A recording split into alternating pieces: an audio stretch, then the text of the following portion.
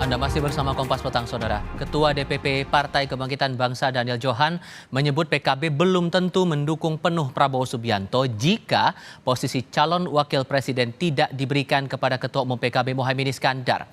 Ultimatum itu disampaikan karena Partai Gerindra dan PKB sudah memiliki kesepakatan yang ditandatangani di Sentul, Bogor, Jawa Barat. Salah satu poin kesepakatan itu menyatakan penentu cawapres adalah Prabowo dan Muhaimin Iskandar.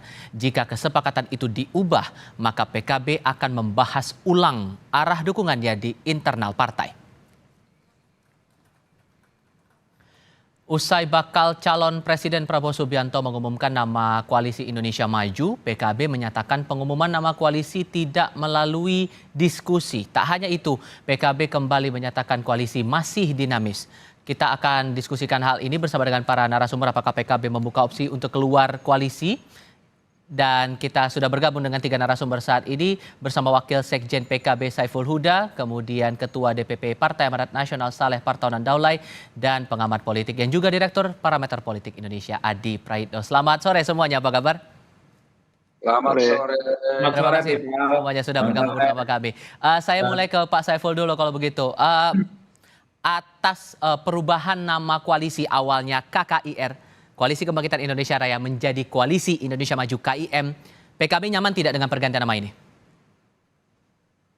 Ya, ada catatan aja sebenarnya, Mas. Apa itu? Catatan yang pertama, memang koalisi ini memang cukup mendadak ya diumumkan dan sebagaimana sampaikan oleh Gus Imin, Gus Imin baru tahu di saat akan diumumkan oleh Pak Prabowo dalam acara HUT partainya Mas Saleh Daulay. Ya, waktu itu HUT ke-25 PAN. Menurut saya ada lompatan, karena biasanya kalau kita bikin sebuah koalisi baru misalnya, tentu harus ada ruang untuk duduk bersama, mendiskusikan, membahas berbagai hal, baik yang sifatnya substantif maupun yang sifatnya teknis. Nah, kelaziman ini memang tidak terjadi. Nah, jadi diumumkan dan belum ada semacam draft piagam kerjasama, hak dan tanggung jawab masing-masing partai yang tergabung kira-kira seperti apa gitu. Nah, PKB memang terbiasa dengan cara-cara yang kira-kira sesuai dengan prosedur organisasi. Sebagaimana dulu 1 tahun lebih kami membangun koalisi dengan Gerindra, tahapannya kira-kira duduk bareng, mendiskusikan substansi apa dan aturan mainnya seperti apa gitu. Jadi ini membantah pernyataan Pak Prabowo saat ulang tahun PAN bahwa itu sudah dibahas bersama-sama dengan Ketua Umum Partai Koalisi? Nah, saya nggak tahu persis. Mungkin bisa ditanya langsung ke Pak Prabowo menyangkut soal itu. Tapi paling tidak, setidaknya ada 2 peristiwa yang saling berbeda pada hari yang sama waktu itu. Jadi kami siang hari ada Rakornas PKB, dan dalam Rakornas itu Ketua Umum kami memberikan sambutan bahwa Rakornas ini saya putuskan untuk tidak membahas urusan Pilpres, karena kita tetap bergabung dengan KKIR plus Golkar dan PAN. Nah, malam harinya ada peristiwa yang bertolak belakang, kira-kira begitu. Jadi secara psikologis saya kira bisa difahami ada suasana yang semacam itu. Tapi terlepas itu semuanya, kita serahkan sepenuhnya kepada Pak Prabowo. Dan terkait dengan ini akan kami bahas dalam rapat internal kami, terutama terkait dengan nama baru dari koalisi ini. Iya, oke. Mas Adi, Anda menangkapnya bahwa posisi PKB seperti sekarang ini sudah disampaikan oleh Pak Saiful, sebatas karena mendadak nama koalisi ini berubah atau karena ada PAN yang masuk dalam koalisi? Saya kira dua-duanya. Karena perubahan nama baru koalisi itu kan otomatis membuat koalisi KKIR, Koalisi Kebangkitan Indonesia Raya yang setahun lalu 17 hari disepakati antara Gerindra dan PKB itu wassalam. Itu sudah tamat dan tak ada cerita. Karena yang dipakai oleh Prabowo Subianto ya tentu adalah Koalisi Indonesia Bersatu yang diumumkan dalam Koalisi Indonesia Maju. Koalisi Indonesia Maju maksud saya yang diumumkan dalam hari ulang tahun PAN beberapa hari yang lalu, Mas. Ini yang sebenarnya membuat PKB itu relatif sangat kelihatan, sangat kecewa karena bersamaan dengan itu tentu saja kemewahan PKB untuk mendapatkan cawapres ya bagi Gus Muhaimin berdampingan dengan Prabowo Subianto itu otomatis juga akan hilang. Karena persoalan cawapres itu pastinya akan dikomunikasikan secara terbuka dengan Golkar dan PAN tentu saja. Oleh karena itu inilah yang sepertinya membuat dan menjelaskan kenapa PKB itu sepertinya mencari opsi-opsi lain soal bagaimana arah politiknya ke depan. Andai Gus Muhaimin itu tidak ditetapkan sebagai cawapres Prabowo Subianto. Sampai hari ini saya terus ya menyimpan rapat ya apa yang selalu disampaikan oleh teman-teman PKB dan Bang Saiful Huda. Mereka selalu mengatakan 11-12, kalau Prabowo 11, PKB 12. Kalau Prabowo tak jelas akan PKB lepas. Nah ini saya kira Hmm. akan jadi momen di mana apakah judul lagu yang menjadi kutipan PKB ini akan tetap berlaku ataupun tidak. Saya termasuk orang yang relatifly akan meyakini kalau Gus Muhaimin tidak dipilih sebagai pendampingnya Prabowo, maka sangat mungkin Muhaimin Iskandar itu akan berlabuh ke tempat yang lain, entah ke Ganjar Pranowo ataukah dengan Anies Baswedan. Karena mulai semalam banyak sekali teman-teman media itu yang memberikan info bahwa sudah ada pertemuan tertutup Ya. antara PKB dan Nasdem yang sangat memungkinkan keduanya itu menjajaki koalisi bersama. Hmm. Karena gabungan kedua partai ini sudah menggenapi ambang batas presiden 20%. Hmm. Apalagi per hari ini misalnya kita tahu Pak Anies Baswedan sudah sowan ke Ibunda Gus Muhaimin di Jombang. Ya. Ini kan menjadi penebal, bukan tidak mungkin PKB itu sudah mengikat separuh hatinya Oke, dengan Nasdem untuk baik. menjajaki kemungkinan koalisi 2024, Oke, Mas. Jadi oke. apapun itu sangat mungkin dalam politik kita. Tapi yang jelas bagi PKB akan berkoalisi dengan siapapun poros politik Ya. yang membuktikan Gus Muhaimin ada di kertas suara. Nah, itu Oke. aja sih yang saya Nah, tangkap. untuk posisi PAN sendiri nih, Bang Saleh, sebetulnya perubahan nama ini apakah ada campur tangan PAN juga yang mengusulkan nama KIM itu dan bagaimana merespon sikap dari PKB soal perubahan nama koalisi ini? Jadi sebelum hari ulang tahun PAN itu persisnya 4 hari ya sebelum ulang tahun PAN ada rapat ya, internal teman-teman partai-partai pengusung Prabowo. Pada waktu itu ada Gerindra, ada PKB, ada Golkar, ada PAN. Bahkan ada sekjen-sekjen partainya hadir. Kalau tidak salah waktu itu hanya Golkar yang sekjennya nggak hadir, tapi dihadiri oleh Pak Dito ya, Menteri Pemuda dan Olahraga. Dan saya kira itu pertemuan sangat representatif. Salah satu poin daripada pertemuan itu memang adalah bagaimana kita mengusulkan nama untuk koalisi ini. Karena kan sudah bergabung nih 4 partai. Jadi karena itu kita meminta untuk memberi nama baru. Nah, tetapi pada waktu itu semua yang hadir tidak dalam kapasitas untuk mengusulkan nama pada waktu itu. Lalu kita serahkan soal urusan nama koalisi itu kepada ketua-ketua umum partai. Dalam hal ini tentu ketua umum 4 partai politik yang berada dalam satu koalisi ini. Lalu tentu dari hasil itu kita juga meminta kepada semua yang hadir untuk menyampaikan kepada ketua umum masing-masing. Nah, ada waktu itu 4 hari ya sebelum pengumuman itu. Nah, asumsi kami adalah bahwa semua teman-teman menyampaikan itu kepada ketua umum termasuk kami.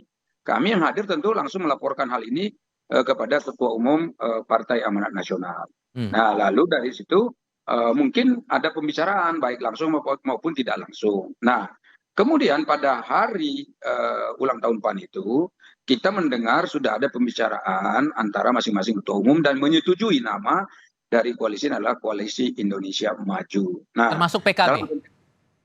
Dalam konteks inilah yang kita tafsirkan bahwa ini memang sudah disepakati oleh semua yang ada termasuk ketua-ketua umum partai dan memang disampaikan ini ketua-ketua umum partai yang menyampaikan bukan orang-orang yang katakanlah di baris level kedua misalnya, tapi memang langsung ketua-ketua umum partai gitu. Oke, ada persetujuan juga dari PKB kata Pak Saleh. Pak Saiful gimana tuh? Enggak, memang Gus Ipin baru tahu di saat acara sebelum Pak Prabowo naik di panggung. Itu kenapa Gus Ipin mereaksi bahwa beliau baru tahu di saat pas acara itu. Oke. Dan terakhir saya pahami bahwa untuk perubahan nama itu kata Pak Muhaimin akan dibawa ke internal partai. Jadi sejauh ini sikap internal partai gimana kemudian? Belum kita bahas, kita masih menunggu rapat internal DPP. Karena memang fatsunnya begitu. Semua keputusan partai politik yang harus memutuskan. Dalam hal ini adalah DPP PKB. Di DPP tidak ada keputusan yang diputuskan sendiri oleh Ketua Umum. Oke. Apakah kemudian dengan perubahan nama ini ada ancang-ancang dari Partai Kebangkitan Bangsa untuk pindah haluan, untuk pindah koalisi? Tapi jawabnya nanti ya Pak Saiful. Kita akan lanjutkan diskusi di segmen berikutnya selepas jeda berikut. Dengan sikap PKB merespons perubahan nama koalisi yang awalnya Koalisi Kebangkitan Indonesia Raya menjadi Koalisi Indonesia Maju, Mas Adi, Anda melihat bahwa sudah ada ancang-ancang bahwa PKB akan beralih haluan, dan kalaupun sudah, kemungkinannya kemana ya? Ya, Mas Tipal, sebenarnya sejak semalam itu perdebatannya bukan lagi PKB akan hengkang atau tidak dari kubu koalisi Prabowo Subianto, tapi memang informasinya di kalangan media, di kalangan aktivis, pekerja-kerja politik, itu sudah agak mulai maju, bahwa sudah ada kesepakatan politik antara Nasdem dan PKB, dan memang ini tidak diekspos ya ke publik ya, soal bagaimana keduanya ini sangat mungkin akan berkoalisi di 2024. Bahkan yang menurut saya infonya sangat tepat itu, bahwa akan segera diumumkan koalisi antara Nasdem dan PKB, koalisi antara Anies Baswedan dan Gus Muhaimin dalam hitungan beberapa hari ke depan. Dan Termasuk kunjungan Pak Anies Baswedan ke Jombang itu sudah menguatkan sinyal itu? Itu bagian dari salah satu tanda alam saja sebenarnya. Tapi kalau per hari ini sekalipun perdebatan-perdebatan di kalangan media itu memang setengah percaya ataupun separuhnya juga percaya terkait dengan informasi yang begitu cepat soal kemungkinan Anies Baswedan dan Cak Muhaimin itu akan bergandengan berkoalisi di 2024. Jadi bagi saya perdebatannya bukan lagi 11-12, tapi kapan kira-kira ya Anies Baswedan dan Gus Muhaimin akan segera diumumkan oleh Nasdem dan PKB sebagai pasangan calon di 2024. Nah, ini yang kita tunggu sebenarnya ke depan. Kalau masih bicara tentang apakah PKB 11-12, apakah akan hengkang ke poros mana, saya kira itu perdebatan 2 bulan yang lalu. Nah, ke depan kita tinggal tunggu kapan ini Gus Saiful untuk mengumumkan duet antara Anies Baswedan dan Gus Muhaimin. Udah itu aja jalan cerita. Oke, tapi yang senyum-senyum duluan tadi saya perhatikan tuh Bang Saleh nih. Meresponnya gimana tuh kemungkinannya bakal beralih haluan ke PKB ini ke Nasdem? Menguntungkan posisi PAN? Saya cuman senyum atas komentarnya Mas Adi.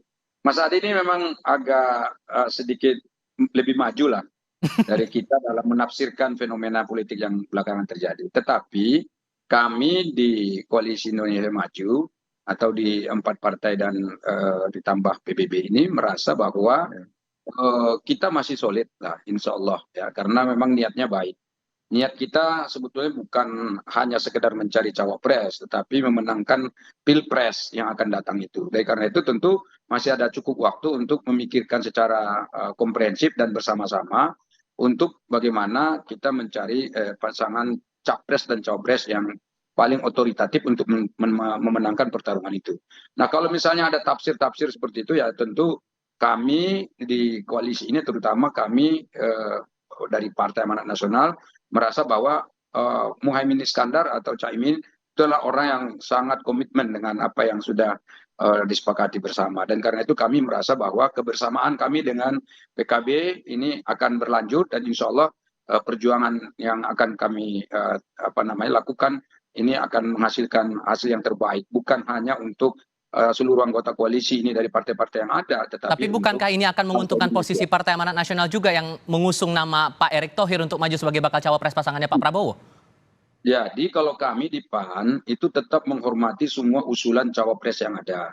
Jadi kalaupun misalnya kami mendorong Erick Thohir, bukan berarti kami tidak berbicara ataupun meminta pendapat dan argumen dari partai-partai lain. Kami juga menghormati andai kata misalnya Partai Golkar mendorong misalnya Erlangga untuk berpasangan dengan Pak Prabowo. Dan tentu apalagi dengan Muhaimin Iskandar. Caimin ini kan orang yang sudah sangat mumpuni lah, orang yang sangat senior di politik ya. Dan karena itu tentu kita sangat menghormati itu. Namun demikian tentu karena masih ada waktu, kita masih cukup waktu untuk mencari yang terbaik dari semua yang ada ini. Mestinya dengan adanya cawapres-cawapres yang sangat banyak di kubu kita ini, itu sebetulnya keuntungan, bukan malah dipertentangkan. Keuntungannya apa? Keuntungannya adalah kita punya calon yang bisa kita pilih salah satunya untuk menangkan pertarungan itu. Tentu dengan analisis SWOT yang bagus, apa kelemahannya, Oke, apa keuntungannya, kelebihannya di mana, dan seterusnya. baik. Dibandingkan misalnya nanti kita mencoba merumuskan misalnya cawapres-cawapres lain yang belum Baik. tentu sesuai dengan agenda yang sudah kita tetapkan sebelumnya. Oke, ada prediksi dari Mas Adi nih, Pak Saiful. Kayaknya PKB bakal ngarah ke Nasdem. Beneran begitu? Ya, kita belum rapat DPP. Saya tidak ingin mendahului rapat DPP menyangkut soal keputusan baru dari Pak Prabowo untuk penggantian nama dari KKIR menjadi Koalisi Indonesia Maju. Kita tunggu saja. Semoga sehari 2 hari ini sudah ada keputusan menyangkut soal keberadaan PKB dengan koalisi baru yang kemarin diumumkan oleh Pak Prabowo. Tapi kemudian Pak Anies Baswedan datang ke Jombang bahkan bertemu dengan ibunya Pak Muhaimin Iskandar, itu bukankah sebuah pertanda bahwa ya arahnya PKB bakal bergabung dengan koalisi perubahan? Tanya Mas Anies, karena benar-benar kita nggak tahu itu agendanya Mas Anies. Dan tadi seperti saya sampaikan, saya kontak sama Gus Salam. Kebetulan Gus saya kebetulan alumni Denanyar. Saya tanya, Gus, jadi kapan tuh Mas Anies ada agenda ke sana? Disampaikan sama Gus Salam sudah 2 minggu yang lalu. Ya gitu. Jadi, Oke. Kalau menurut Anda Mas Adi, mungkinkah Anies Baswedan bakal dipasangkan dengan nama Muhaimin Iskandar? Ya sangat mungkin Mas, saya termasuk yang 100% harus yakin kok ini bisa akan landing barang untuk duet di 2024. Karena satu-satunya yang paling mungkin bisa menerima Gus Muhaimin dengan portofolio politiknya saat ini, dan bagi saya ini ketemu jodohnya ya Nasdem dan Anies Baswedan, maka tinggal menunggu waktu kapan akan segera diumumkan. Kan kita tahu sejak awal bahwa Nasdem itu menginginkan cawapres dari kalangan Nahdliyin, bahwa Viva kelihatan relatif menolak misalnya. Ya ini relatif menolak. Sebenarnya keduanya mau sih, cuman karena partai koalisinya aja yang nolak. Demokrat khususnya. Nah, kalau Gus Muhaimin dengan PKB datang, sulit bagi Demokrat untuk nolak ini. Makanya saya bilang di berbagai kesempatan mulai hari ini, bahwa ketika ada informasi, isu yang mengatakan soal duet antara Anies dan Caimin, saya kira akan sangat memungkinkan. Sepertinya doa-doa dari teman-teman Nasdem dan Anies Baswedan itu dipenuhi, karena sudah mulai ketemu jodohnya. Bahwa cawapres yang mereka cari itu adalah dari kalangan Nahdliyin. Ya, gajah itu ada di depan mata, bukan sibuk mencari jarum yang ada di lubang jami yang selama ini tidak pernah ditemukan gitu loh Mas. Oke. Oleh karena itu saya cukup yakin lah dengan soal kemungkinan itu. Tapi Oke. kalau kita bicara tentang nuansa politik yang lain, sebelum ada janur kuning melengkung, sebelum ada pendaftaran resmi ke KPU, maka apapun masih sangat mungkin bisa terjadi. Pak Cuman Saiful, saya tetap satu hal, kalau PKB itu hanya ingin bahwa Gus Muhaimin di 2024 ada foto, ada namanya di kertas suara Pilpres. Udah itu aja jalur ceritanya. baik. Hakul yakin kalau menurut Mas Adi pasangannya Pak Anies ini adalah Caimin. Gimana tuh Pak Saiful? ya prediksi itu saya kira bisa kita pahami Mas Adi, prediksi-prediksi yang disampaikan oleh Mas Adi. Kita lihat saja, karena kami belum melakukan rapat DPP menyangkut soal keputusan ini. Jadi per hari ini kita mauquf, jadi berhenti sebentar untuk bergerak. Jadi mauqufnya tetap dalam koalisi yang sekarang PKB masih berada. Oke. Dan bagaimana nanti status berikutnya kita lihat hasil rapat DPP. Tapi nggak mungkin bakal ke koalisi PDI Perjuangan, karena terakhir yang dicermati oleh wartawan, terakhir kali Ketua DPP PDIP Said Abdullah bilang insya Allah Caimin tidak pernah kecewa dengan PDIP. Gus Muhaimin bersama PDIP kan pasti happy. Ngeresponnya gimana tuh Pak Saiful? Proposal kami tunggal, di manapun koalisinya, Gus Imin masuk dalam kertas suara Pilpres 2024. Oke. Sejauh ini PAN bagaimana memastikan koalisi ini betul-betul solid begitu? Karena PAN kan bagian baru dari koalisi ini begitu. Sejauh mana kemudian juga memperjuangkan nama ET di dalam koalisi ini? Jadi tadi apa yang disampaikan oleh Mas Adi Praitno ini kan sebetulnya adalah prediksi atau katakanlah pendapat yang memang didasarkan pada ya asumsi-asumsi yang ada di publik. Nah, tetapi tentu ini menurut saya itu sama dengan pengamat sepak bola juga. Itu sering sekali pengamat sepak bola itu memprediksi dengan argumennya, misalnya pemainnya begini, ya kemudian pelatihnya sudah begini dan seterusnya. Tapi ketika disuruh menebak berapa skornya, lalu katakanlah misalnya skornya 1-0, 2-0 dan seterusnya. Dan seringkali itu meleset jauh gitu. Bukan seperti itu ternyata gitu. Banyak yang tidak sesuai. Nah, saya justru melihat fenomena yang ada ini malah justru menafsirkannya berbeda. Kami masih yakin betul bahwa Caimin itu sangat demokratis dan juga tentu sangat menginginkan agar kelanjutan dari pembangunan yang kita capai hari ini itu bisa berlanjut, dan itu ada di kita sebetulnya. Jadi kita menginginkan itu, dan mudah-mudahan apa yang disampaikan Mas Adi Praitno itu adalah katakanlah ya pendapat yang bebas di luar sana, yang tidak sesuai dengan sebetulnya apa yang terjadi di PKB sendiri. Karena PKB sampai hari ini juga tadi istilahnya Pak Saiful itu masih maukuf. Maukuf itu artinya belum berpendapat apa-apa. Artinya kan belum ada gerakan di luar yang sekarang sedang ada. Yang sedang ada itu apa? Ya itu kita bersama dengan 4 partai politik ditambah dengan PPP. Gitu. Baik, Mas Adi, Anda menilai bahwa posisinya 100% bisa masuk ke Nasdem. Kalau PKB bergabung dengan koalisi PDI Perjuangan gimana? Ditambah dengan pendapat Said Abdullah tadi bilang Gus Mohaimin bersama PDIP kan pasti happy. Kalau proposal dari PKB itu tetap menjadikan Gus Mohaimin sebagai cawapres di 2024, agak sulit sebenarnya bergabung dengan koalisinya PDIP, karena apapun judulnya sudah begitu banyak nama-nama besar yang saya kira punya portofolio yang relatif sepadan dengan Gus Mohaimin. Ada nama-nama besar di dalamnya, ada Sandiaga Uno, ada Mahfud MD, ada Andika Perkasa, dan seterusnya ya. Nah, satu-satunya cara yang paling memungkinkan sebenarnya bagi PKB supaya proposal politiknya bisa diterima dan bisa bekerja sama di 2024 adalah Anies Baswedan dan Nasdem. Kenapa Anies Baswedan dan Nasdem? Karena memang awal Anies Baswedan itu paham betul letak kelemahannya adalah di Jawa Timur, Jawa Tengah, dan kalangan NU. Satu-satunya yang bisa menjawab semua itu adalah PKB dan Gus Mohaimin. Itulah yang saya sebut sebagai satu keyakinan argumentatif yang didasarkan pada angka-angka statistik tentu saja. Persoalannya apakah jadi ini barang atau tidak? Wallahu a'lam bishawab. Oke, terima kasih Mas Adi sudah berbagi perspektif. Bang Saleh juga terima kasih, Pak Saiful Huda juga terima kasih sudah berdiskusi di Kompas TV. Sehat selalu semuanya. Selamat sore.